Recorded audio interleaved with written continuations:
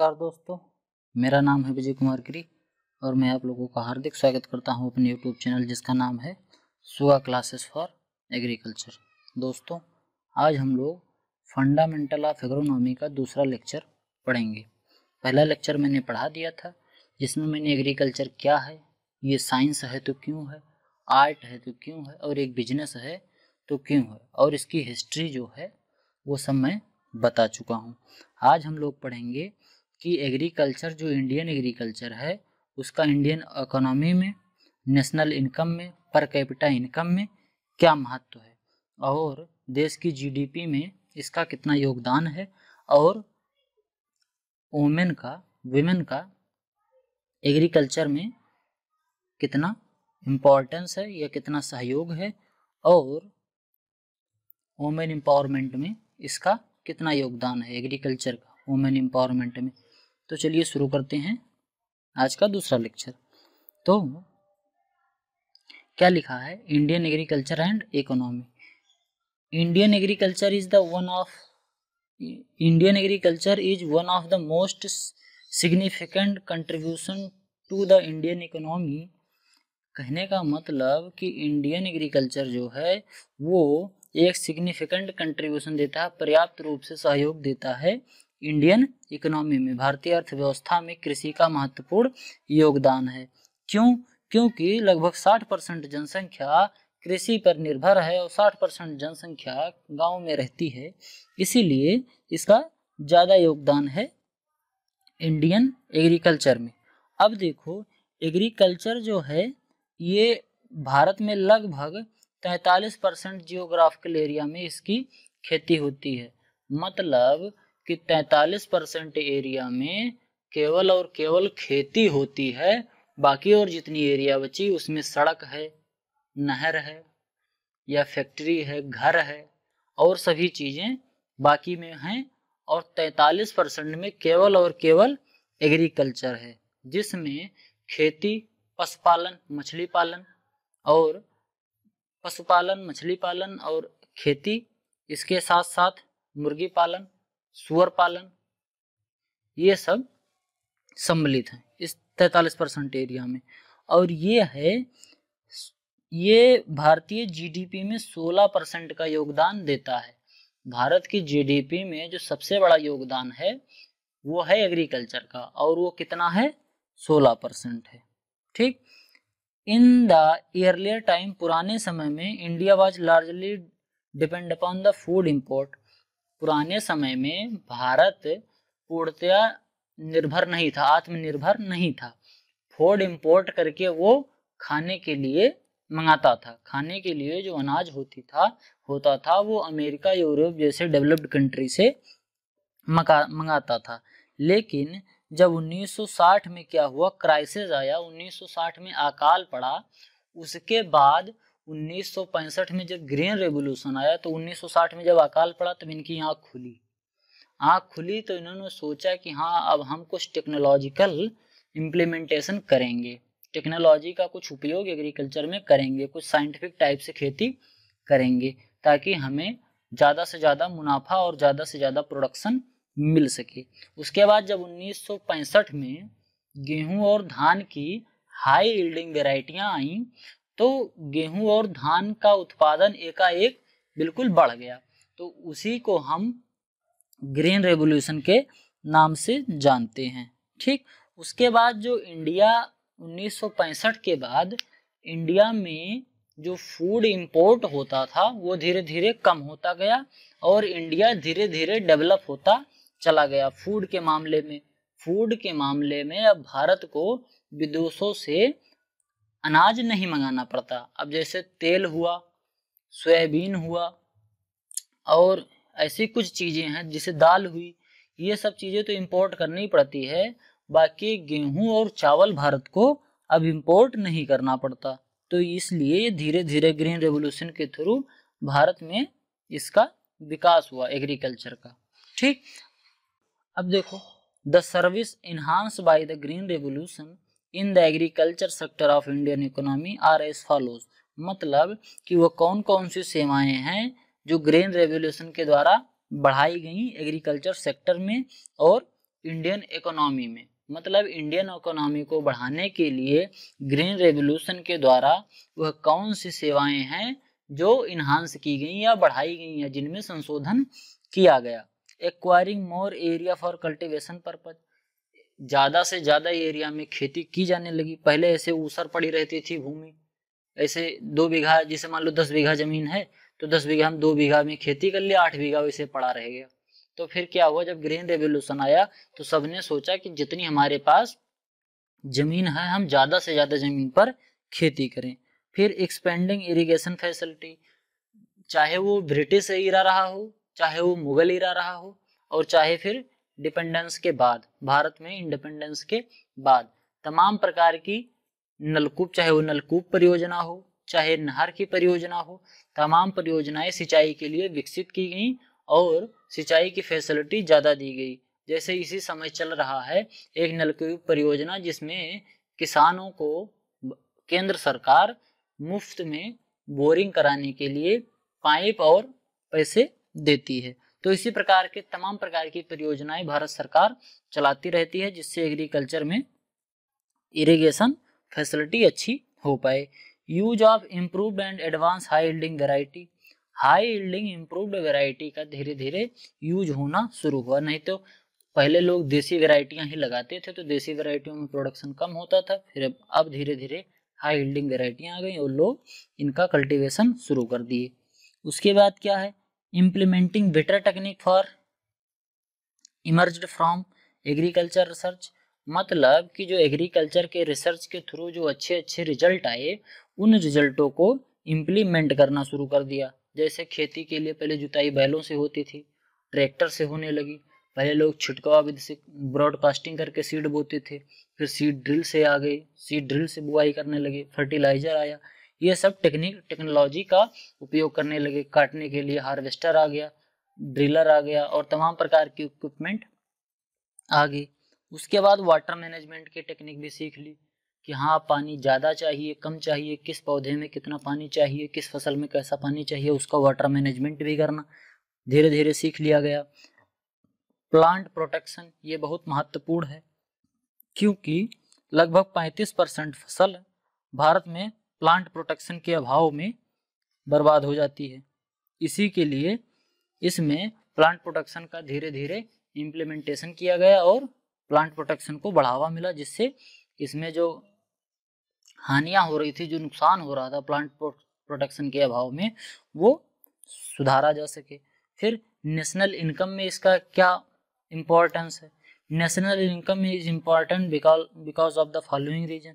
National income जो है ये निम्नलिखित कारणों से महत्वपूर्ण होता है।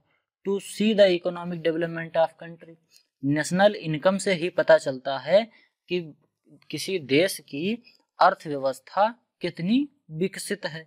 To assess the development objective, और हमें आने वाले समय में किस तरीके का डेवलपमेंट करना चाहिए, कौन कौन सी परियोजनाएं लानी चाहिए, ये सब हमें नेशनल इनकम से ही पता चलता है। अगर नेशनल इनकम कम है, एग्रीकल्चर में नेशनल इनकम कम है, तो हम कुछ ऐसा करें कि एग्रीकल्चर में बढ़ावा मिले, तो इसलिए ये जरूरी है।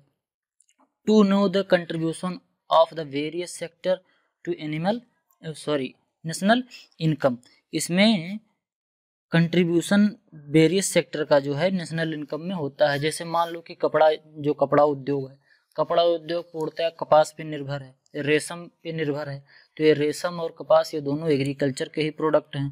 तो एग्रीकल्चर से तमाम और भी अन्य फैक्ट्रियां चलती रहती हैं, उनके लिए रॉ मटेरियल मिलता रहता है। जैसे तमाम बिस्कुट की कंपनियां हैं, ये सब भी किससे चलती हैं, मेडिसिन की कंपनियां हैं, तो ये सब केवल एग्रीकल्चर के रॉ मटेरियल से चलती हैं।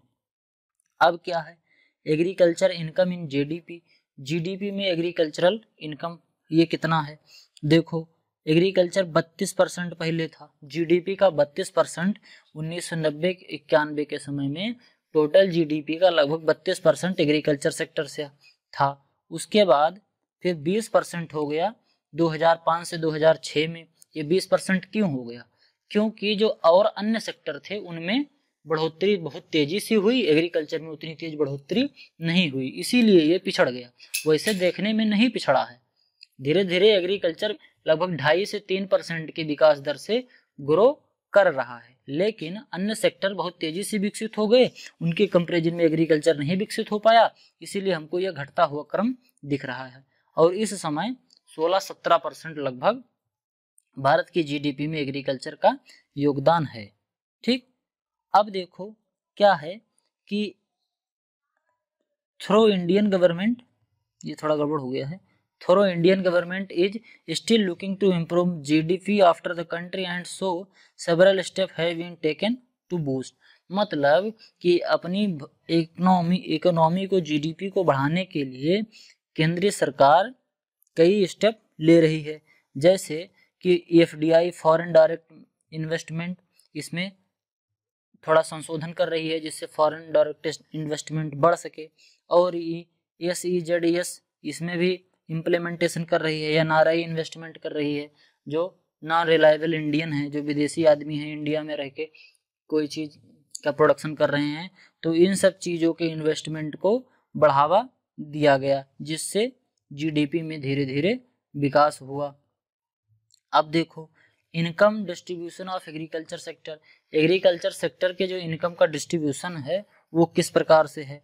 देखो 1980 के दशक में एग्रीकल्चर जीडीपी में लगभग 39% योगदान देता था, और पॉपुलेशन 70% पॉपुलेशन एग्रीकल्चर पे डिपेंड थी, और पर व्यक्ति इनकम तब कितनी थी, 4745 थी। ठीक, अब 1990 में 31% जीडीपी का हो गया, और एग्रीकल्चर पे डिपेंडेंस 65%, यानी 65% जनसंख्या कृषि पे निर्भर थी, और नेशनल इनकम बढ़ के 5,505 रुपये प्रति वर्ष हो गई।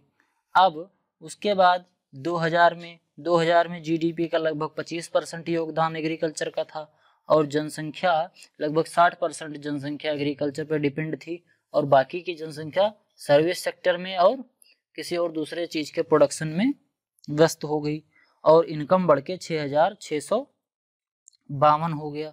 उसके बाद 2010 में जीडीपी का लगभग 16% एग्रीकल्चर का योगदान रहा, और जनसंख्या यहाँ की लगभग 58% जो जनसंख्या है वो एग्रीकल्चर पे डिपेंड है, और जो विकास है एग्रीकल्चर से पर व्यक्ति आय जो है वो 10,865 हो गई, ये बढ़ गई। लेकिन अब देखो पहले जो खेती करते थे, देखो पहले खेती करने वाला जो आदमी होता था वो 56% रखता था, मतलब कि खेती करने वाला ज्यादा अमीर था।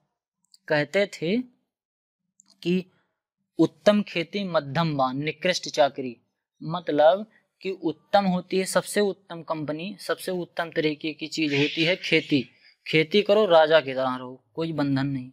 मध्यम बान मतलब अगर तुम बनिया का काम कर रहे हो, बिजनेसमैन का काम कर रहे हो, तो वो दूसरी श्रेणी में आता था। और तीसरी श्रेणी सेवा, जो सरकारी सर्विस है, इसको हम उस समय तीसरी श्रेणी में रखा जाता था। पहली श्रेणी में कृषि, दूसरी श्रेणी में बिजनेसमैन, और तीसरी श्रेणी में सर्विस। उत्तम खेती मध्यम बान और निकृष्ट चाकरी, ऐसे एक कहावत पुराने लोग कहते थे। तो क्यों कहते थे उस समय, क्योंकि 56% योगदान था, 56% ज्यादा लोग इससे कमाते थे। जैसे और अधिक सेक्टर में जो अलग सेक्टर था, उस सेक्टर में पर व्यक्ति इनकम कम थी, लेकिन एग्रीकल्चर में ज्यादा थी। फिर धीरे धीरे 48 हुआ, 42 हुआ, और धीरे धीरे अब घटता जा रहा है। अब इस समय 32% हो गया। मतलब भारत में जितने भी लोग हैं उसमें जो खेती पे निर्भर हैं वो केवल 32% लोग ही ऐसे हैं जिनको इतना मिल रहा है। टोटल जैसे मान लो टोटल इनकम अगर भारत की 30,000 है औसत इनकम, तो एग्रीकल्चर वाले 10,000 ही लगभग पा रहे हैं। 33% इसका लगभग 10,000, यानी कि एग्रीकल्चर वाले केवल 10,000 वार्षिक कमा रहे हैं, और अन्य सेक्टर वाले लगभग 30,000 वार्षिक कमा रहे हैं। तो इस 32, 42, 48 और 56% को आसानी से इस तरीके से समझ सकते हो कि एग्रीकल्चर वाले 1,000, 10,000 वार्षिक कमा रहे हैं, और जो नॉन एग्रीकल्चर वाले हैं वो 30,000 वार्षिक कमा रहे हैं, यानी कि 32% हो गया। धीरे धीरे घटता जा रहा है एग्रीकल्चर, इसीलिए कोई खेती करना नहीं चाहता। अब देखो विमेन का क्या काम है एग्रीकल्चर और एम्पावरमेंट में। Women in India now participate in all activities, मतलब कि जो औरतें हैं, जो महिलाएं हैं, ये अब हर जगह हमको compete कर रही हैं, हर जगह ये सहयोग दे रही हैं, चाहे वो एजुकेशन हो, स्पोर्ट हो, पॉलिटिक्स हो, मीडिया हो, आर्ट हो, कल्चर हो, सर्विस हो या सर्विस सेक्टर हो, चाहे साइंस और टेक्नोलॉजी, हर क्षेत्र में महिलाएं हमको compete कर रही हैं हम सबको, और क्या कर रही हैं, बढ़ चढ़कर भागीदारी अपनी दे रही हैं। अब Indira Gandhi who serve as prime minister, Indira Gandhi जो एक महिला थी वो भारत की एक प्राइम मिनिस्टर भी रही हैं, प्रधानमंत्री भी रही हैं, और for an aggravate period of 15 year, वो 15 साल तक लगभग भारत की प्रधानमंत्री रही हैं। In the world largest serving women prime minister, ये पूरी दुनिया की सबसे ज़्यादा प्रधानमंत्री के पद पर रहने वाली महिला थी। मतलब कि इतने साल तक, 15 साल तक पूरे विश्व में कहीं कोई देश में कोई भी महिला इतने साल तक प्रधानमंत्री नहीं रही। तो एग्रीकल्चर और वुमेन एम्पावरमेंट का ये योगदान है। तो आज के लेक्चर में केवल इतना ही। Thank you for attending my class. If you like the video, do not forget to subscribe my channel success with smart learning with Suga classes for agriculture. दोस्तों, अगर आपको ये वीडियो पसंद आई हो तो वीडियो को लाइक करें, कमेंट बॉक्स में अपने सुझाव जरूर दें और चैनल को सब्सक्राइब करें, जिससे आपको इसी प्रकार की और भी वीडियो मिलती रहे। और इस चैनल को ज़्यादा से ज़्यादा दोस्तों तक शेयर करें ताकि सब्सक्राइबर बढ़ें और मेरा मोटिवेशन बढ़े और मैं अच्छे अच्छे वीडियो आप लोगों के लिए लाता रहूं। मिलते हैं अगली वीडियो में, तब तक के लिए थैंक यू।